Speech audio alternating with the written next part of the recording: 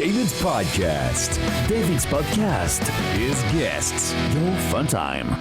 Thank you, Sylvain, and thank you, Sylvain and Josh, for the major source media greatest intro in the history of podcasts. And ladies and gentlemen, I welcome you to the 36th episode of David's Podcast.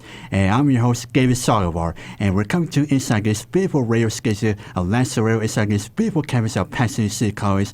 And I'm going to tell my guys raised for ABC7. Today is a cloudy day in Los Angeles, especially the rain will come later tonight when Coachella starts. And I can say time, it's going to be raining like 6 in the morning tomorrow. But however, the rain will be on and off. So make sure you have your umbrellas. All right, David, back to you. All right, thank you guys. We see you tonight at 5, 6, 11 p.m.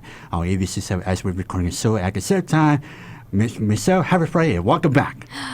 Happy Friday, David. It's good to be back. Thank you for having me. We miss you last week, especially my favorite kids, Ricky Jer, Gavy Jer, and Friday again, miss you a lot. We miss you a lot. We miss you a lot, miss you. Okay, you're back. Welcome back. We're ready to co-host again, like last week when Gary from the Successor was here. All right, back to you, David. All right, thank you, Ricky Jer, Gavy Jer. And at the same time, today I have a guest, and she is representing EOPS, and plus she's making her first appearance on Gary's podcast, and she's the third EOPS counselor to be on the third EOPS counselor. And ladies and gentlemen, please welcome our guest, our girl Angela. Angela, welcome to Gary's podcast. Hey. Hello. Hi, everyone. I'm so happy to be here. Yay. Thank you. We're so happy to have you. Especially Maya and Joanne were here weeks ago, and now it's your turn, and yes. I guess will be a lot of fun, which I can't wait. Yes. All right. So, Angela, are you ready for the topic questions? Yes, I'm ready. I think so. all right, everyone, we'll be right back and for a word for your local sketches. We'll be back, everyone. All right, okay.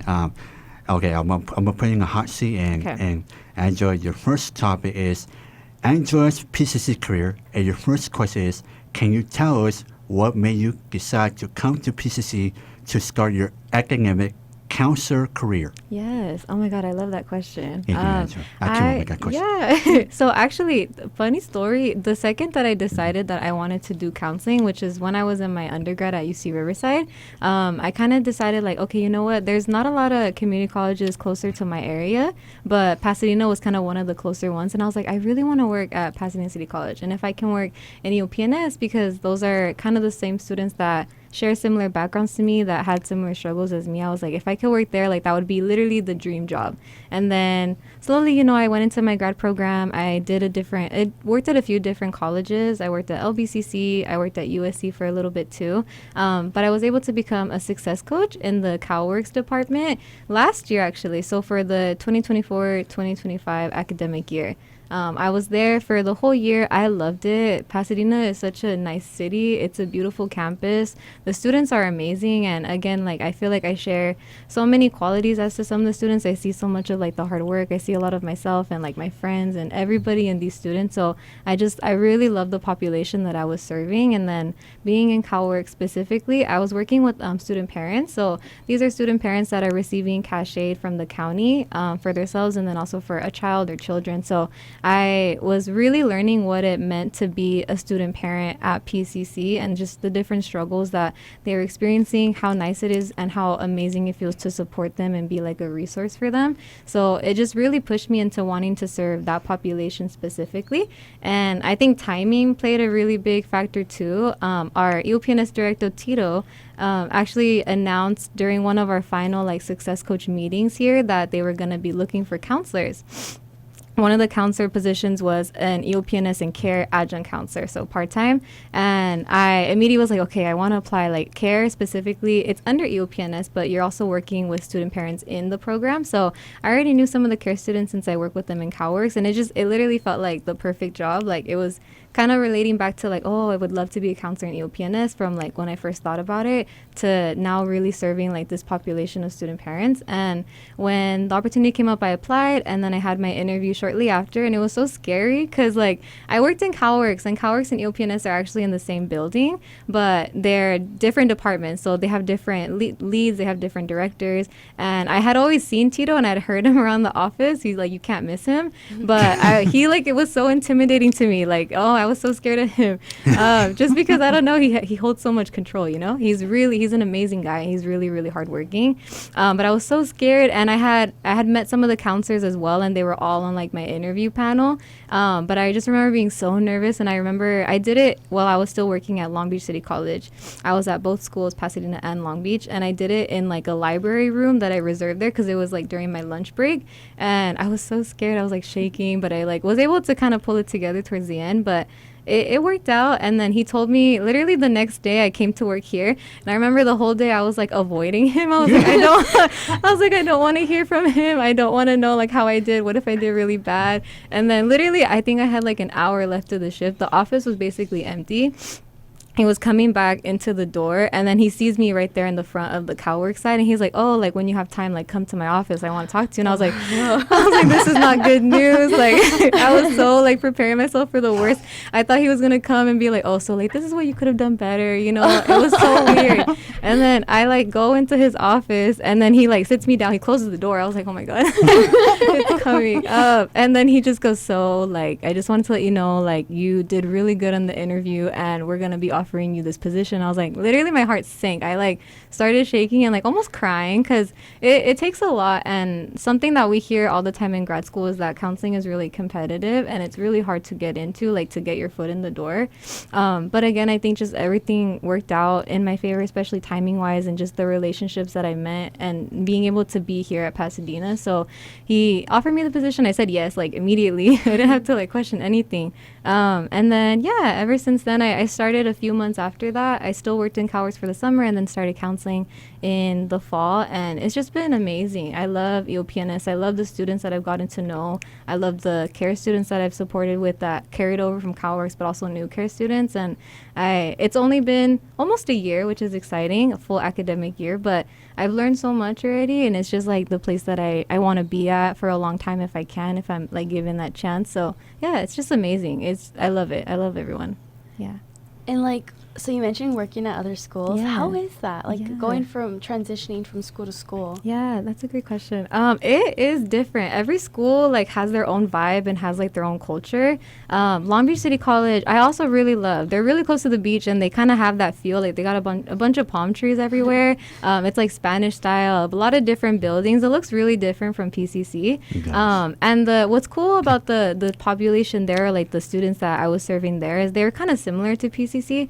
A lot of like low income, first gen, those kinds of students, which is really cool. But they all use like different systems. They use different like counseling software, or like just student services software. So it's kind of like a learning curve when you're going from campus to campus, trying to learn like how to do the same things like counseling or like supporting in the same way, but on very different systems. So it's definitely like it takes a lot to just remember everything. And also like sometimes I would say things like I would start saying offices or services that Long Beach had at Pasadena, or like vice versa, because I would kind of confuse them in my mind. Right. So yeah, it's just like kind of knowing that the colleges and the campuses have very similar things and resources and tools, but they just present them in different ways. So you kind of have to like turn off your brain and like lock into like whatever campus you're in, especially if you're at multiple. But yeah, that's how you do it. Wow, that's amazing, Angela. Yeah. I will give a shout out to our boy Tito. Especially, you're right, Angela. Tito, he's the best working, he's the best hardworking in EOPS. Especially I saw him yesterday, and Tito, he told me yesterday he approved you, especially when I booked it weeks ago. And Tito shouts to it. Also, fire on USC, like I told my Angela, fire on USC. Even though the USC women's basketball team get won the national championship, so we can get scored down still in South Carolina.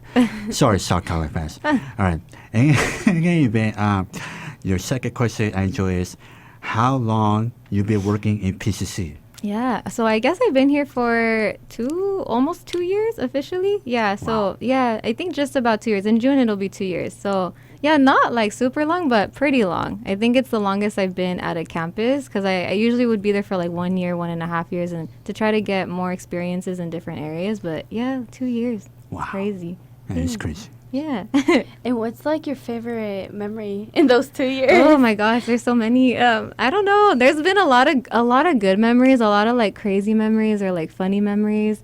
I think that moment of like me getting the job offer from Tito definitely is like very top of the list, because it just felt like all of like my hard work and like all of my passions and everything that I really wanted to do, like just like led up to that moment, you know, and like everything was finally being recognized and like things were finally starting to like come together, you know.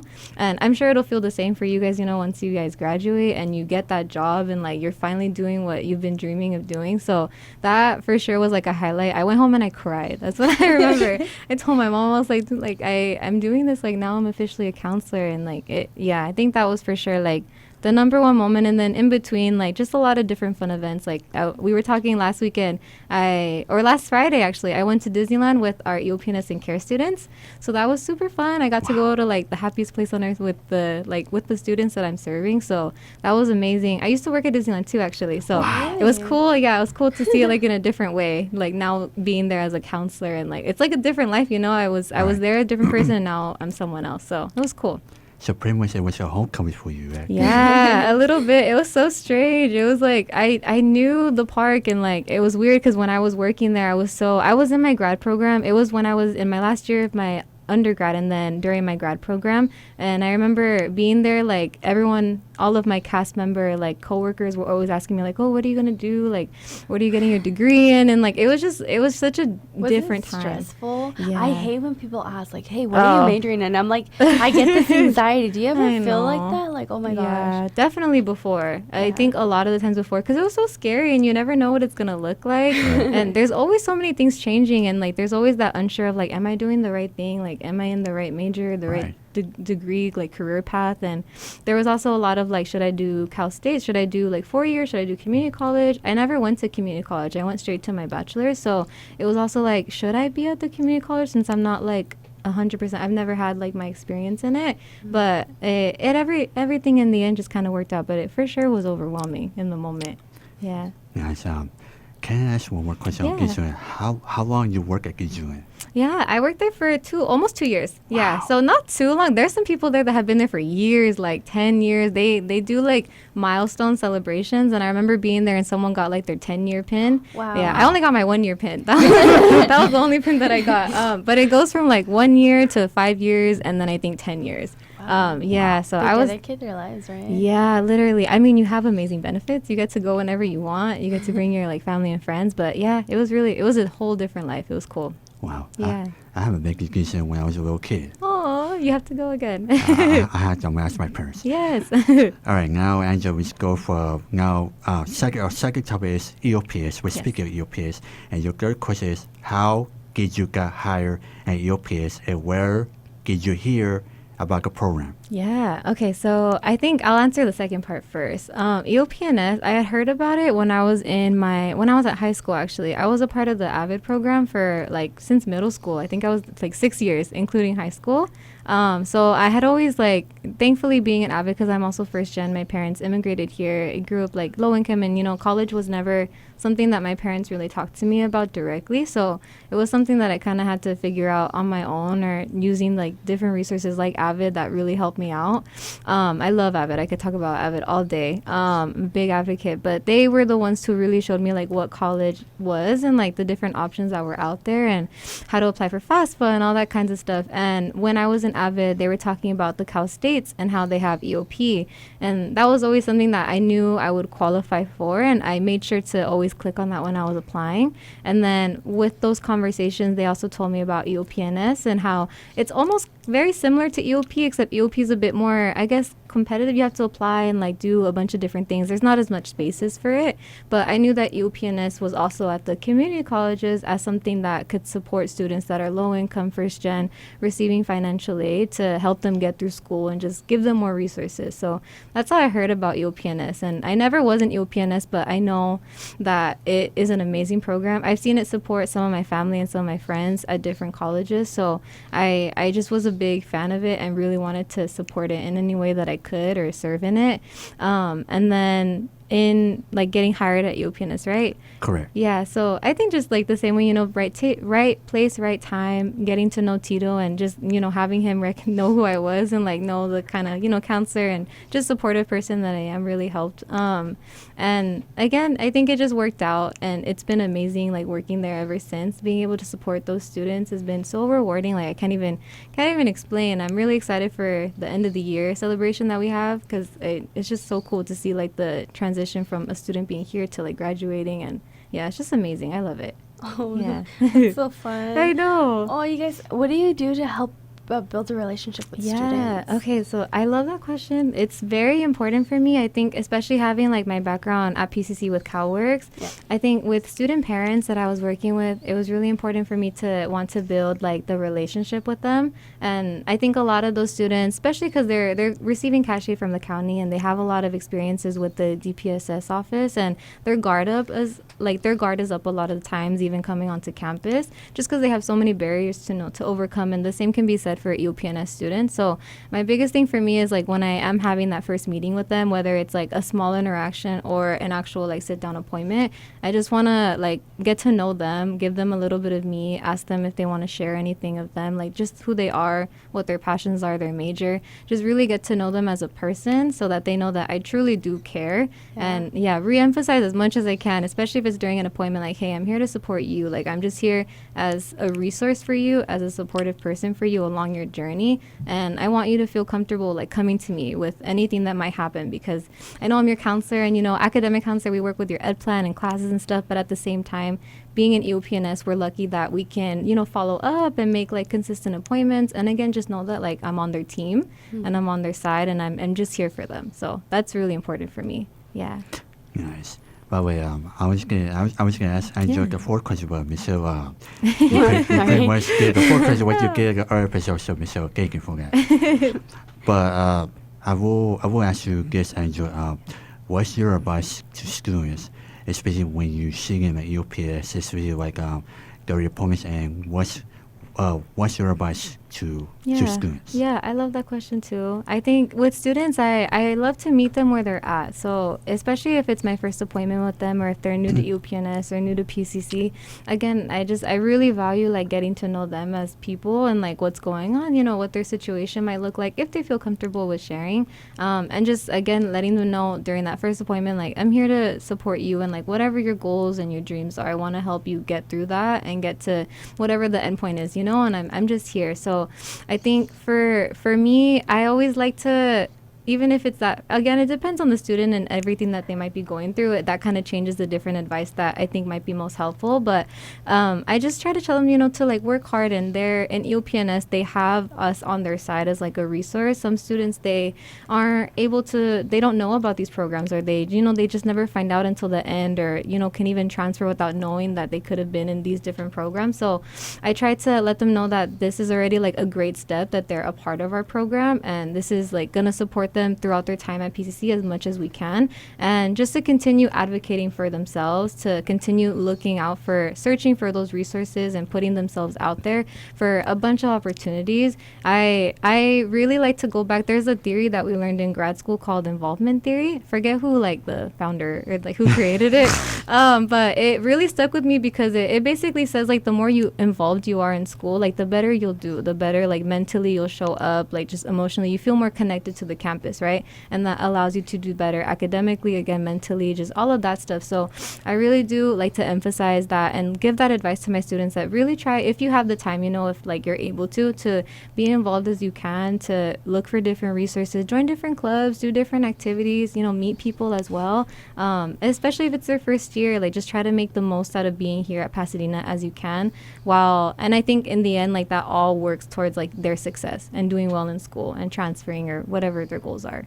I think a lot of students, they forget to have fun. Yes. And they're supposed to have fun too. Yes, definitely. I know, even right now outside in the quad, they have like a little tricycle race for the kids. And it's like even showing up and like looking at something like that, it can give you a little bit of joy in your day. And like even if you're going from class to class, like just stopping by and seeing something like that, or like sitting down with a friend to get coffee, or just something small to like remind yourself that you need to have fun to enjoy your time here, Yeah. Ricky, you gave you get one race in a quad too. Can we give it? I want to race my brother Ricky. Just be I want to be in a race. You're going out, bro. Easy go try to give you, especially with your podcast series. Especially a lot of people watch this on YouTube. So maybe one game, but I always go be in a race. Like NASCAR, hee. Oh, Ricky, you. Good luck, Ricky. Maybe something, hee. And also my face swagger. maybe one day we could do one to do a race here PCC, especially I heard they want to do like 10 laps around the campus again they will try to see who wins the best taper. Right, boys? Yeah, one day fine. Okay, back to you. Right. Okay, boys. By the way, like I said, Ricky Joe gave you an amazing job last week when he co-hosted my podcast while Michelle was out last week on the wedding. He amazing job. Good job, boys. Good. All right, now, Angela, we go to the third topic is fun questions with Angela. And your first question is, can you tell us about the Leadership Institute event for care students? Yes, Disneyland. Oh, yeah, It was so fun. I like to think it's a Leadership Institute, but Disneyland. I think that it sounds better. It sounds more fun. But it was an amazing experience. Yeah, I think it's an amazing opportunity for our care students, for our EOPNS students. Our foster youth students can also participate in that as well.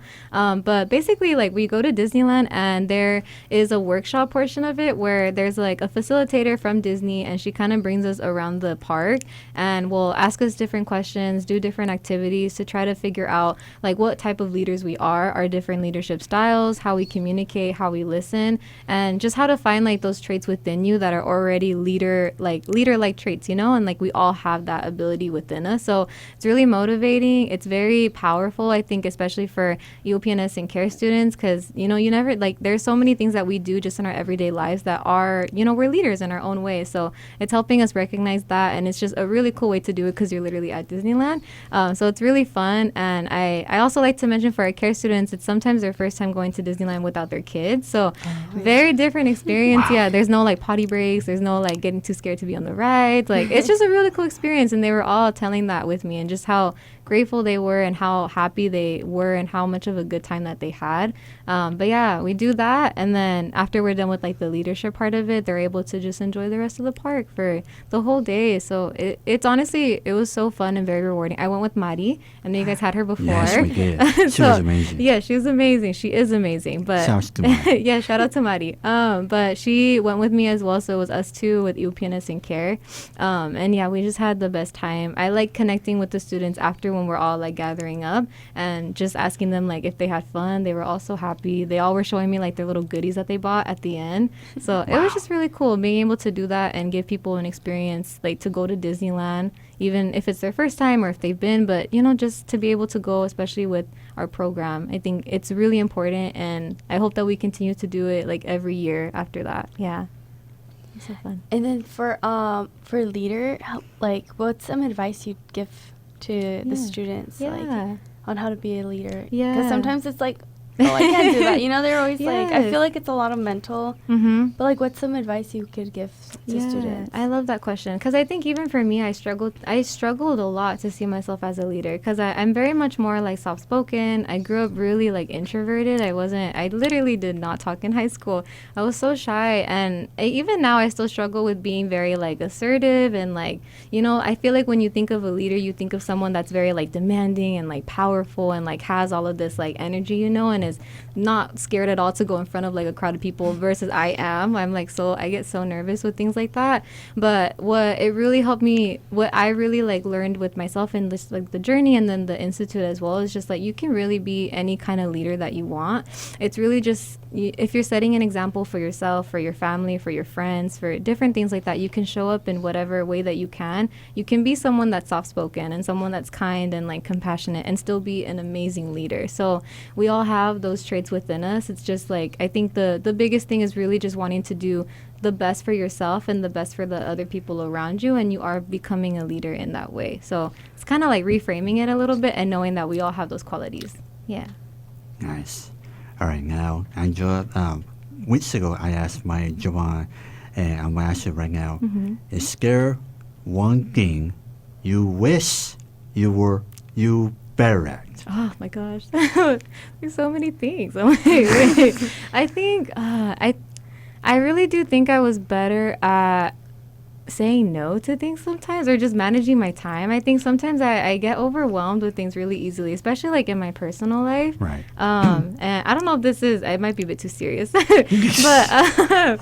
yeah, I just wish that I was a little bit better at like, spending time, like more quality time in the things that I really want to do versus trying to like, trying to be a people pleaser sometimes and like do things for everyone in my personal life. On the weekends, I really want to take time to like, rest and spend time with myself, literally just rot in my room if I can, because I don't have that time during the week. So just being able to do things like that. But yeah, on a more fun side, I do wish I was better like creatively at things. I feel like I was talking about my sister a little bit before, and my sister is very creative. She works in film, and she's like all into that side of things, and like is really good at doing things like that. And I wish I had more of that side in me, and I'm sure I could practice and I can get better at it. But yeah, I wish I had a little bit more of like a creative outlet. Yeah, that's the only thing.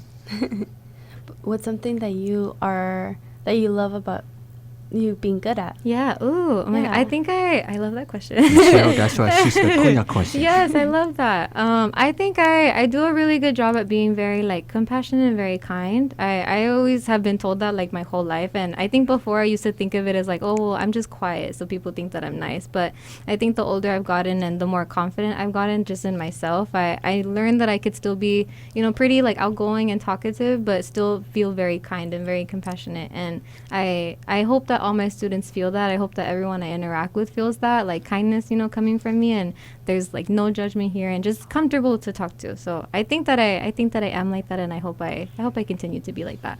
Yeah. Hopefully you do, Angela. All right, now your seventh question, Angela, is what do you see yourself doing in the future? Ooh, oh my gosh, that's a great question. I think about the future way too much, more than I should, like way too much. But I hope that I'm still doing what I love to do, which is just helping people one way or another. I think if I stick with counseling, the goal would be to be like a full-time counselor and, just being able to serve students and give back to communities that I am familiar with that maybe I've never even like interacted with, and in some way, again, just helping people, whether that's being a full-time counselor, that would be like the dream for sure, or even in a different role, maybe even like director or like dean, who knows, it could really go a lot of different ways. But at the end of the day, I'm hoping that I'm still supporting people and supporting students, especially since I love working with students, and yeah, that's the goal. Where do you want to stay here at PCC? Yes. Yeah. I would. It would honestly be so cool. It would be really cool to stay here. I started my journey here. I would love to like be here for years and years to come just to finish my journey here. I love the area. I love the city. I love the students. So I think it's really cool. And I've noticed that they have a really good community here. Everyone knows each other. Everyone's very supportive, very kind. So I would love to stay and just like continue with that. Yeah. Yeah, hopefully you do enjoy. Especially 100% agree. Especially PCC is a great school. Especially Pasadena, it's a wonderful city. Especially been here at PCC since 2015 when I transferred from Rio Hondo College at the time, and I just love this campus so much. Especially it even brought me my own podcast. Yes, look, it's amazing what y'all are doing. It's so powerful and so important. Yeah, I love this. Very important, especially we're making magic here in Nashville. We're best episode ever. Especially with our table case, Ricky Joe gave it. I agree, it's the best episode ever. I can't believe it. Can you hear that, Gavin Joe? I just heard that Ricky Joe. This might be the best episode ever, especially with Angela and Michelle, and especially our first fire, our past person James. Wow, I love this episode so much. What about you, Fire? I love it too, Ricky Joe gave it, especially. This is my favorite episode. Especially we're having so much fun with Angela and Michelle and James and David. Wow, I love this already. And there's so many best episodes, but I think this is my favorite by far. All right. And by the way, Ricky Joe also want to do go laugh again. Especially last week we had Dylan from his sister. Ricky Joe get girl laugh, so they want to do girl laughs again. Ricky Joe. Halloween's not so much away. I don't give it, but I'm gonna bring Halloween a little early. You don't give this podcast. Ricky Joe. They have the best laughs. They do. Yes. We do, Angela. Especially when we get our laughs last week with Gillian. A lot of people love it, so we do it again. But yeah, it's y'all. Y'all make it the best. Yeah, we do. Now, before we start this episode, we were talking about you played bowling last night, especially with everyone in EOPS. And how was it? Oh my gosh. So I have a love and hate relationship with bowling. Oh boy. I love the atmosphere. I love going to a bowling alley. I love the arcade games that they have. It's just really cool. I love being there. My friends, they all love it. So I've been bowling since I was really little, but I suck at it so bad. I'm literally horrible. I played on the lane that had the bumpers up because I can't play without the bumpers or I'm going to get like gutter every single time. But even with the bumpers, I was only getting like 1-2 pins. Towards the end, I was doing better, but yeah, and I woke up sore this morning from like swinging the ball.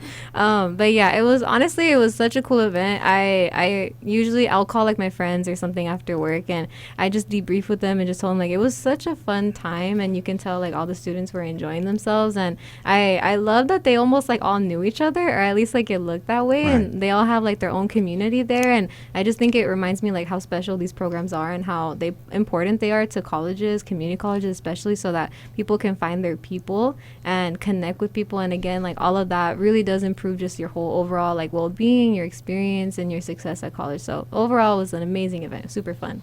I wish y'all went. That would have been fun. I went especially with Tito told me yesterday. I said, I was good, Tito. Especially I would tell my bowling story, but so.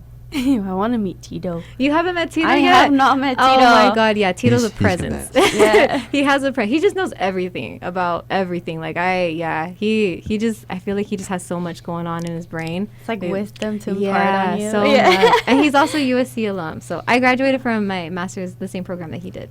Oh, that's yeah. So we bond over that a lot. Yeah, but yeah, he's a cool guy. He's an amazing guy. He is. Tito is a cool guy. Okay, fight on USC. Yes, fight on. Fight on. And now I'm going to tell you story time. I'm going to tell you my bowling story. So in 1988, when I was a little kid, just when I was this small, I was at Greenwood Elementary, especially in Montebello, and my teacher at the time, Mrs. Gill, she took me to a bowling alley in Montebello, especially in Berry Boulevard was I can't remember the name at the time, specifically Swiss game. In any event, I played bowling with my classmates. Again, I knocked out every strike. Especially, I had the ball again. I tossed like, again, at one point, when I tossed the ball in a bowling alley, somehow the ball would go away. No, guess what? No, go away. I'm like, no, I missed the strike. I'm like, how this happened? I said, I can't be. I just missed the strike while playing bowling. Especially with my classmates. And overall, yes, I was a good bowler and I do miss playing bowling, but yes, except that I want someone missed that strike. Oh, especially the ball going our way. Good gives no social media else. I might be troll, especially on Instagram. Anyway, so that's my bowling story from 1990 when I was this small game back again. All right, so we got to get you back. Yeah, into the bowling alley. I know. I gotta get back to bowling. Especially, Yes. I miss the sport so much. Especially, maybe someday, always go play bowling and maybe with James. That'd be so fun. We should like a David's podcast retreat. Yes, David's podcast retreat. And maybe we take Ricky Joe, David Joe, Flanger. Yes, we can't forget them. They have to come. Yeah, we will go. We will go to the bowling alley. Especially, we will play bowling, and if we get knocked out every strike, especially, and we will say yes, we're good bowling. And David Joe, he was all knock out strikes too. Yes, because I will knock down every strike in the bowling alley, especially I never play bowling, and yes, I will play bowling, and again I will say, hey everyone, I'm good at bowling, look at me, yay, pa, scratch every time. Again, if I miss a strike, I'll be like, no, now I know how David feels. What about you, Frank? Hey, I also want to play bowling, especially I never see a miss play bowling, so I might be the first miss to play bowling, especially I might make history, so hopefully one day I can play bowling with you guys, especially with Angela and Michelle and Queen Jens. All right. Yay, bowling. All right, Angela, it's scary. before we go, is there any announcements you want to make? EOPS. Yeah, I mean, I would always encourage everyone to apply. You never know if you guys are, if you guys qualify. I think it's an amazing program. Definitely join just to, come out and, visit our office as well, even, just to get to know us and who we are. We have an amazing team and amazing staff. Get to know Tito. Yeah. It'd be really fun. Yeah, he's just, everyone there I think is so supportive and so amazing, and just to help out. We're in the L building, so we're in where all the student services are, financial aid, academic, admission and records. Right. So we're all there. It would be really great to meet new people and to get more people in our program, especially if you're a student parent on campus. That would be amazing. Hopefully you qualify for care. But yeah, I'm just excited for everything that's coming up. Graduation season is coming, so lots of cool events. Yeah, just excited. I'm really happy to be here and that y'all had me here. It was really, really fun. I loved it. It was such a cool experience. And yeah, you guys are doing amazing. Thank you, Angela. Thank you for being here. Yes, of course. All right, on that note, Angela, I want to thank you for being here on the podcast. Especially, this was so much fun, and blessed to have you, especially the first time on the show. And Angela, this was amazing. Oh, The best show. Best podcast show best ever. episode ever. Yeah, best It's gonna episode go ever. viral, you guys. Yeah, this will go viral on my YouTube as we're recording a show. All right. So everyone, thank you for watching this greatest episode of this podcast, especially greatest episode ever so far. And at the same time, quick reminder: next week we will not be here because we will be on spring break. So no podcast next week. But however, this podcast will return after spring break when we will have our next guest. So she's an animal rights activist, if I could say animal rights activist for once. She's an animal rights activist, especially me and her we're big time biggie. So can't wait to talk to her, especially when she's here on the podcast in 2 weeks. So everyone, have a good spring break, and at the same time, enjoy your week. Have a good weekend, and everyone, we're out here. Bye, everyone. Bye. Bye. That was so Peace. cute.